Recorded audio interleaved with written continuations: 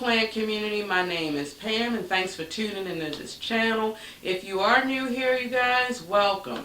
Today's topic, you guys, is talking about the ruby tree and all about its care. So before we actually start talking about caring for this beautiful tree, I just wanted to give you a little bit brief description of them. Now, in regards to the rubber tree, you guys, it is part of the Ficus family, and the Ficus family has over about 800 species of trees.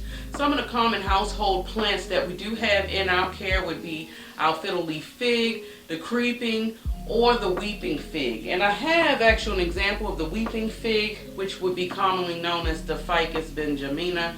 This is the variegated version that I have here, you guys, and it's a smaller, compact version of what this tree can actually become.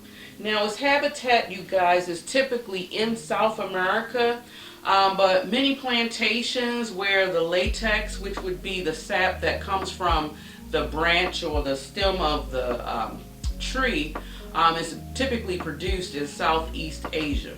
Now, in the wild, you guys, they are huge plants. They can grow between over 100 feet tall, actually, and they also live to be over 100 years old, which is very impressive to me in my personal opinion. But inside, as far as indoor plants, not that vigorous of a growth, of course, but they can grow in height between 6 to 10 feet tall if you give them enough space and light. Now, I wanted to introduce this one to you, you guys. This one is my the ruby one, and I'm actually I'm gonna put a picture of the plant when I first got this. I've had this for almost a year. It's been over a year and a half, and when I got the plant from the picture that you see around, it was a very small specimen, you guys. It was actually in a 2-inch planter.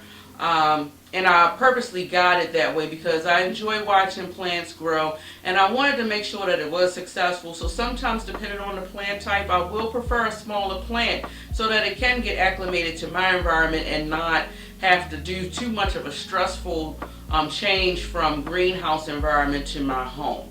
So as you can see, a whole year and a half later, in comparison to that photo, the leaves have definitely gotten big. So let's just get right into it in regards to the light. You guys, light for this plant, it is key. This plant loves full light. This particular one, the ruby, can definitely handle some direct light. In some cases, you guys, if you notice that you're losing the lower part of the leaves, that is also an indicator that it may not be getting enough light. So if you're experiencing that, I strongly recommend putting it closer to a closer lighting source if you're not able to actually acclimate it or place it outside. If you don't have any high light areas in your home, then I highly recommend using artificial lighting to give this plant exactly what it needs. Now, I'm also show you in regards to light as well too. Depends on the type of plant that you have as far as how you want to handle the lighting situation. Now, I have here, not as long as I've had the burgundy, but I do have this ruby, the Ficus ruby.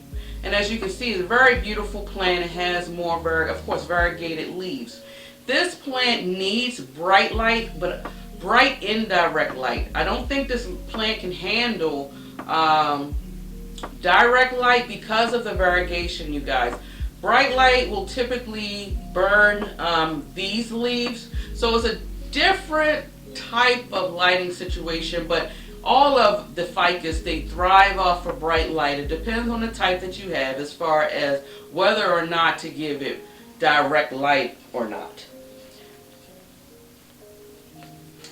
Now, in regards to the soil, I'm going to recommend this plant or tree. It thrives off a very airy soil. So for me, when I had up-potted this plant, you guys, I used about 80% of cacti soil mixed with 20% of perlite.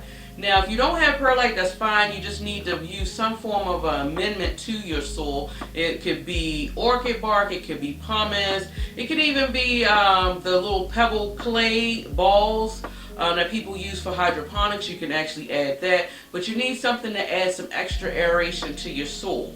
Now, in regards to watering, You want to allow the soil to dry out. Now, what I have noticed, especially for this particular variety, that it will not, I don't let it, I'll put it like this, I don't let this plant completely dry out. And take a look at this leaf, and I'm going to try to hold up both so I can show y'all some form of comparison in regards to what I'm actually speaking of. If you take a look at the leaf, this leaf on the ruby is, well, the burgundy, I'm sorry, is a little droopy in comparison to these leaves on here on the ruby. As you can see, is standing upright. This plant right here, you guys, it needed water, and I actually watered it, I say about an hour before I did this video, so it hasn't really bounced back up yet. But that's another indicator as well that it would need water, is when you start seeing the plants droop. Now, of course, outside, because of that, it does droop significantly, especially since I have it sitting in my south-facing window and it's in my sunroom. I don't let this plant dry out completely because I don't think it can handle it when it's getting all that great light. So for my environment, with my situation here, I let it dry out at least 50% of the soil, and then I give it a drink. Now granted, if you live, you guys, in an area where you do have seasonal changes such as winter time, in winter, whether it's in my sunroom or not, that's when I actually let the plant completely dry out before I give it any water. So it could be maybe between in a 1 to 3 week range, depending on in the winter time or the non-growing season, depending on the soil. Now here now in the summertime, it's for me to actually water this plant is I'm usually like between 1 week, maybe 2, but I pretty much allow or let this plant tell me when it really needs a good drink.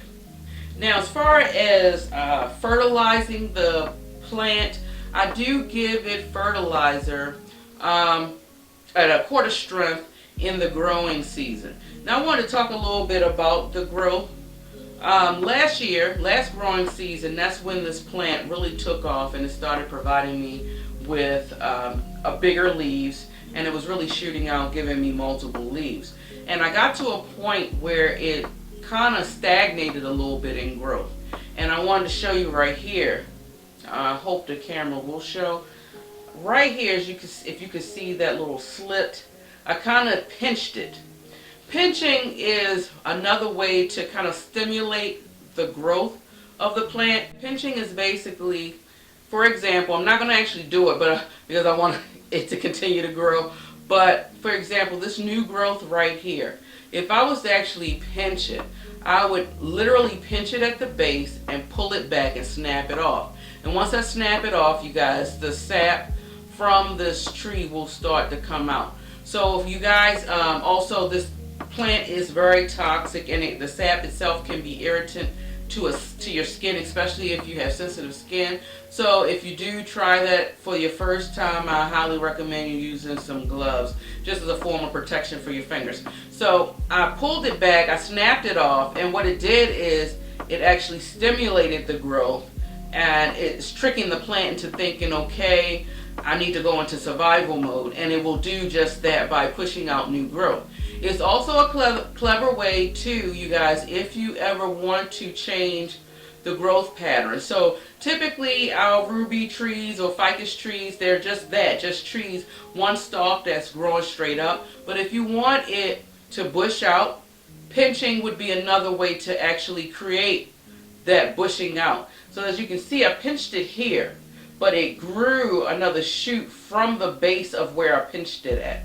It usually does that at the base or sometimes below the base, depending on the plant. So that's just a quick tip that I just wanted to share with you in regards to that. And since I did that in this growing season, because it just came to a point where it just stopped growing, and I wanted to reactivate it, so I just went on and did it. And since I did do that, it did shoot out these 2 leaves, and it does have another growth point.